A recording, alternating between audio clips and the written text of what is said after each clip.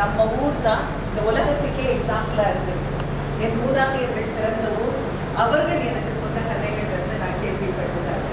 அப்படி இருக்கிற பொழுது எந்த அரசியல் வாதியோ அல்லது எந்த அரசியல் கட்சியோ மத நல்லிணக்கத்தை பேணுகின்றதோ அதுதான் மக்களுடைய நல்லாட்சிக்கு ஒரு முக்கியமான உதாரணமாக இருக்கிறது.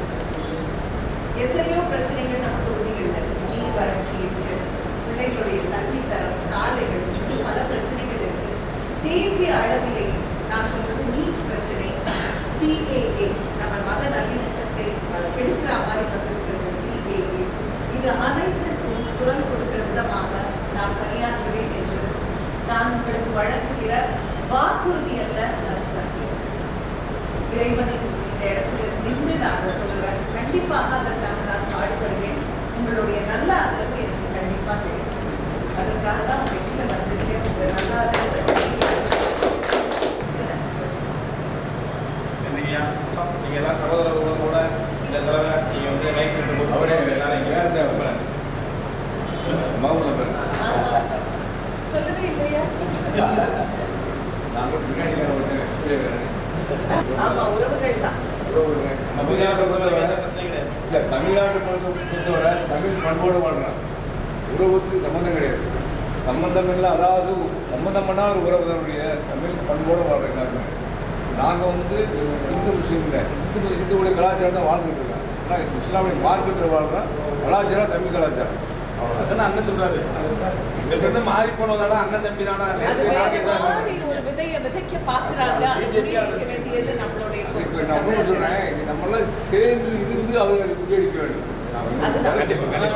நம்மளாம் சேர்ந்து இருந்து அவர்களை முறியடிக்க வேண்டும். ஆமாம், நம்மளால ஒன்றும் பண்ண முடியாது. ஏன்னா நம்ம பூரா நான் அசுக்கிறேன். வடநாட்டு என்ன நடக்குது? மணிப்பூர் போனார் அந்த மோடி, இவர் போயிருக்காரா? தமிழ்நாட்டுக்கு அவங்க கூட வர இது வர்றாரு. இதுமா போங்க, ஆண்டவன் எல்லாம்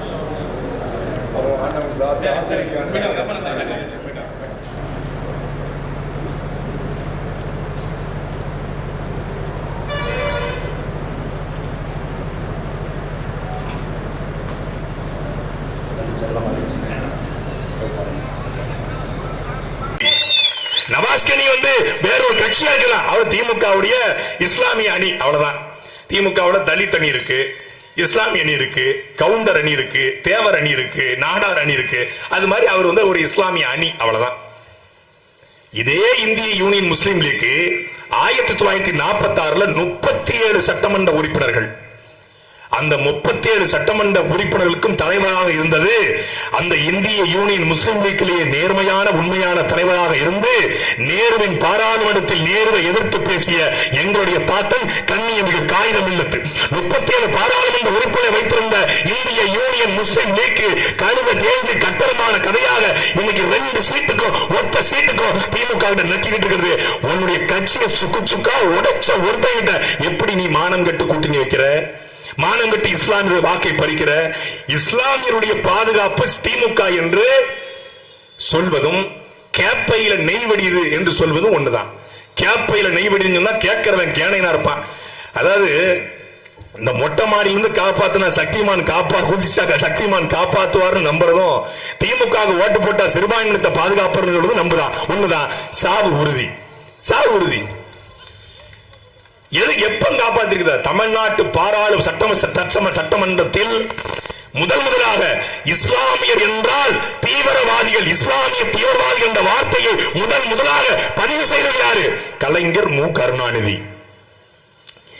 இஸ்லாமியர்களை கைது செய்து சிறைப்படுத்துங்கள், அப்படித்தான் கோயம்புத்தூர் கலவரத்தை அடக்க முடியும் என்று நூற்றுக்கணக்கான இஸ்லாமியர்களை சிறைப்படுத்தி இன்றைக்கு வரைக்கும் வெளியே விடாமல் வைத்திருப்பது யாரு? கலைஞர் மு. கருணாநிதி. 2008ஆம் ஆண்டு லீலாவதி கொலை வழக்கில் கைது செய்யப்பட்ட அந்த கொலையாளர்களை விடுதலை செய்கிற பொழுது, நன்னடத்தை விதிகளை விடுதலை செய்கிற பொழுது தமிழ்நாடு முழுமைக்கும் இருக்கிற இஸ்லாமிய சிறைவாசிகளுக்கும் ராஜீவ்காந்தி கொலையாளிகளுக்கும் இந்த சட்டம் பொருந்தாது என்று அவர்களை மட்டும் சிறைப்படுத்தியது யாரு? கலைஞர் மு. கருணாநிதி. அப்ப அவர் எப்படி தமிழ்ல தலைவர், அவர் எப்படி சிறுபான்மையினத்தின் காவலர், எந்த இடத்துல உங்களுக்காக நின்றுருக்காரு? வருவான். இன்னைக்கு ரம்சான் வேற, நல்லா கூழ் குடிக்க வருவான், நல்ல பேரிச்சம்பளம் சாப்பிட வருவான், பிரியாணி போட்டீங்களா பாய் அப்படின்ட்டு வருவான், நோம்பு திறக்க வருவான், எல்லாம் வருவான். பிரச்சனை கூப்பிடுங்க, தலைதறிக்க போடுவான். சிஏஏ, NPR, NRC என்ற சட்டத்திலே கையெழுத்து போட்டு அதை ஆதரித்தது அதிமுக, மறைமுகமாக வெளிநடப்பு செஞ்சு ஆதரித்தது திமுக. வெளிநடப்பு என்பதும் ஒரு வகையான மறைமுக ஆதரவு. நீ உண்மையிலே சிஏஏ, NPR, NRC எதிர்ப்பதாக இருந்தால் பாராளுமன்றத்துக்குள்ள உள்ள உட்கார்ந்து எதிர்க்கணும். எதுக்கல? NIA என்கிற கொடுமையான சட்டம் யாரை வேணாலும் எப்போது வேணாலும் எப்படி வேணாலும் கைது பண்ணலாம், யாரிடத்திலும் ஒப்புதல் பெற வேண்டிய தேவையில்லை. அந்த NIA அமைப்பிற்கு ஆதரவாக நின்றது காங்கிரஸ். காங்கிரஸ் கொண்டு வர்றான். திமுக அதுக்கு மறைமுகமான ஆதரவை அளித்தது. அப்போ எந்த இடத்துல இஸ்லாமியர்களுக்கு ஆதரவாக திராவிட முன்னேற்றம் நின்றுகிறது? நான் கேட்கிறேன், கூட்டணியில ஒத்த சீட்டு கொடுத்தீங்க ராமநாதபுரத்துல, 21 தொகுதியில திமுக நிக்குது. அந்த 21 தொகுதியில ஒரு இஸ்லாமியன் கூட திமுகவில் இல்ல, ஒருத்தன் கூட இல்ல. ஒரு இஸ்லாமியனுக்கு கூட திமுக சீட்டு கொடுக்கல. ஆனால் அவர்கள் இஸ்லாமியனத்தின் பாதுகாவலர், அவர்கள் சிறுபான்மையினத்தின் பாதுகாவலர். இன்னும் நம்புறான். பழனி பாபா சொல்றாரு, ஜெயலலிதா கூட நெஞ்சிலே மிதிக்கிற எதிரி, கருணாநிதி முதுகுல குத்துற துரோகி. கருணாநிதிக்கு அவன் ஜெயிக்கணும்னா, அவன் வெல்லணும்னா அவன் குஷ்பு கூடயும் சுமிதா கூடயும் கூட கூட்டணி வைப்பான் என்று நான் சொல்ல மரியாதைக்குரிய நான் பழனி பாபா சொல்றாரு.